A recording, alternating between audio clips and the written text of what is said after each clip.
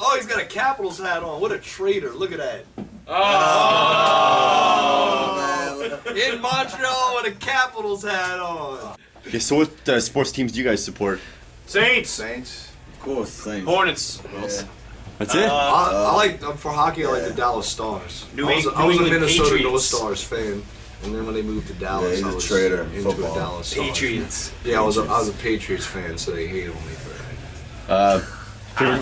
Favorite fights, favorite moments, goals? Rocky versus Apollo Creed. Yeah. Favorite fights, favorite That's some goals. good shit there. The dude from Dallas did it, and they got into the fight, and all he did was throw that one hit, and he hit the dude, and he fucking hit the ice. I don't remember which one it was. I watched it not too long ago, man, because it's on YouTube. I don't. But it's just a one-hit knockout. You know, because usually on the ice, they're kind of scrabble. Well, he's like, does it, and the one dude throws a punch, and then he just tags the guy. Pow! And the dude hits the fucking ice.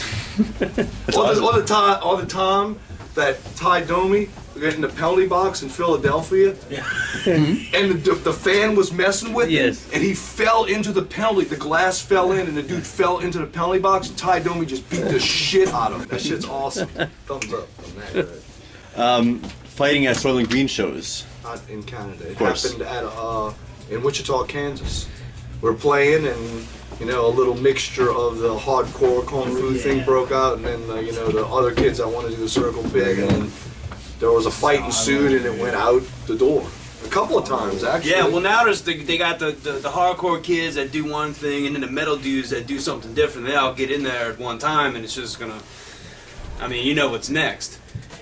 But Excitement. I don't remember seeing that when I was a kid in the pits. You know, I don't remember. I just remember everybody just having a just good old running time. into each other. They were like, Good old okay, time. these kids over here and these dudes over here are like doing something different. So, you know, our balls got to come out, see who's bigger and shit. And You were on a tour with A Perfect Murder from Montreal. According to Perfect Murder, that was a difficult tour. The tour for those guys, I mean, they were kind of like the oddball in the package just because of the style of music they were playing. It was a little bit more kind of grooved and orientated thrash, hardcore, and with Into the Moat and Us, you know, that it was a little bit, you know, different style. So I guess that maybe that played into it a little bit, but I think they had a lot of personal shit going on with their band too, man.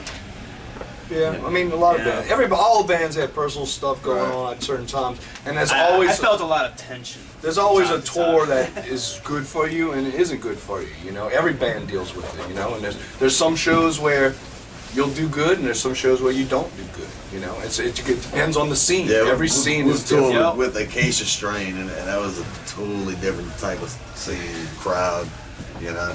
Yeah, we get thrown in front of the scene that's not what we're used to. that's what it's all about. Used to, Yeah, but it's playing in front of a crowd that's really not used to what you're doing and kind of introducing it to them. But sometimes it works and sometimes it doesn't, and it just so happens on that tour those guys kind of got a string of bad luck, I guess, when it came along.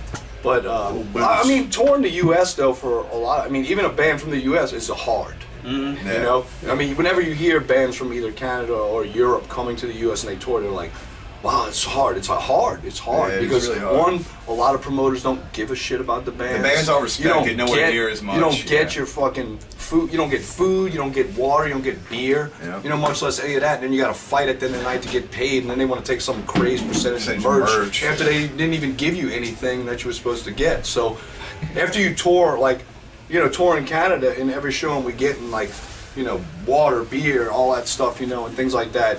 And then when you play back in the States, you can see why when bands come there, they get kind of aggravated because they're so used to being treated a certain way, and then they do that tour and they're like, wow, it's rough there. But to us, you know, we grew up in it because we had to tour in it. It's our roots, you know. So to us, it's like that was it. So when we come here, we're like, wow, man, we get treated like royalty and everything. This is awesome. So you guys been to Europe, though? Yeah, Supposedly there it's even better, right? Yeah, Well, you know what? Japan, The best it's is even better. Japan So, is like Japan treats you like kings. They respect the musicians so much, and they won't let you touch equipment. If they see you touch it, they take it from you. They get upset. Yeah. You know? I went to go grab stuff, and he was like, no. I was like, all right, chill, just relax. All right. And artists always lose, man. Well, not Expect always. the worst. Unless you're Aerosmith, I guess. You know? But I mean, just like what he said, just expect the worst, and you won't be disappointed. So when you get to a venue and you do get something good, it's like, wow, this is cool because I didn't expect it. I mean, we've been touring for, and been playing together for like 20 years. So we've had pretty much every situation from, playing somebody's house for absolutely nothing and getting absolutely nothing to playing, huge arenas and anywhere in between. So we, take it for what it is. We can appreciate those house shows like anything else. Those are sometimes a lot more fun than playing the big arenas for me. So, sometimes you got to take it and maybe not get a beer or two just to be able to play some little alleyway that's going to end up being a good show and getting a few new fans. On that Acacia Stream tour, Not exactly the same styles of music. It's kind of a different kind of generation clash, The situation is like that they're on the up and up and everything, and you take them and then you take us to play after them. Their crowd's not going to stick around for us because they don't really know who we are. They came to see the Acacia Stream. And it's just like with any You get band, a lot of on that younger of crowd, more kids. Plus, it's come with out any for band them, that's like- that's like if you took us and put us after Black Dahlia tonight. Majority of the kids are coming to see Black Dahlia tonight. And if you put us after the kids that have wanted to see Black Dahlia would leave They were after old. Black Dahlia. We were old. Yeah. Well, I mean, it's with the clash of music styles as well. I mean, with anything like that, you put two kind of like totally different styles of music and different cultures. When you put them together, there's going to be somewhat, there's certain people that clash. Everybody's not like that. I mean, we went over a lot of those kids that, on that tour, and a lot of times we didn't. But it's that's just how it goes. I mean, when you put a bunch of metalheads and a bunch of, punk rock or hardcore kids. It's the same day when I was growing up, when I was a kid, when I'd go see the old punk rock shows. Metalheads would show up that would listen to Slayer and Creator and all this stuff, and they would want to go see, Bad Brains or Black Flag or something, and they'd get the shit beat out of them just because they had long hair.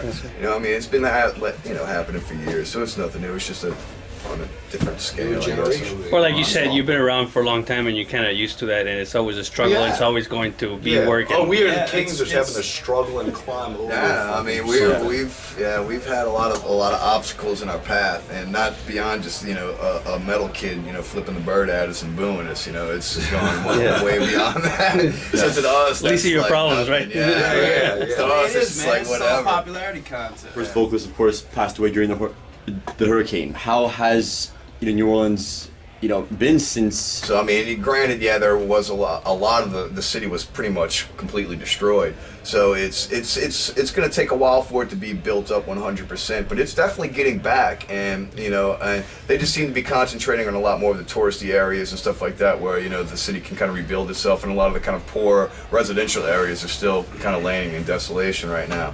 But it's slowly getting built back. It's up to the people, not the government, the media. Fuck all that. Yeah, it is. You can't It's believe- about, it's you about can't the city believe- coming together and making it The happen. media, more or they less. take so much shit out of proportion, and I've heard so many different opinions about people that never been there or don't really research it or anything, and just hear shit on the news or whatever Hell, like they got that on internet, Angelina whatever. and Brad They're Pitt they don't doing houses. They don't really know what they're talking about. So it's helping gonna lot, take a things while, like that. but it's a It's coming back. It's coming back. And there's certain areas that are still really some of like that, dog. desolate, but then there's areas that are Some of like that. really good and they're flowing. Red Bull Scenes type going of- on and bands are playing and Well, bands were playing. I've said this quite a few times, and when people ask me about it, bands were playing in there before power even came back to the city. I mean, we were. I Hate God did a show with generators in a restaurant. Of an old abandoned building, basically, and there was hundreds of people there just looking for a vessel to kind of release a little bit, just to get away from all the drama that was going on in the city, and just drink, have a good time, and listen to some music. So I mean, they were great shows, and and of course with all the drama going on, people had that kind of going on in the back of their mind, but they left it alone and just showed up at the show, had a good time, and so I mean, the music scene almost bounced back immediately. Obviously a lot of the musicians were displaced and had to live somewhere else here and there like that for a little while, but the wanting for a music scene was always there, even through the storm, and we did what we had to do, and pretty much the music scene is, if not now, is even stronger since the storm.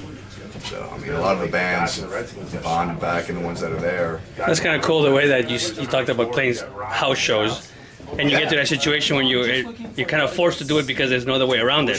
Sure. So you your have no survival- electricity. You used to go into a gutted out building, bring out the generators, and a couple of kegs of beer, and word of mouth, and boom. And boom, That's it's a all it good took. Yeah, time. that's it. bands that broke up and members that left and members that stayed, they kind of created like a new band or did that. But it's definitely good stuff, man.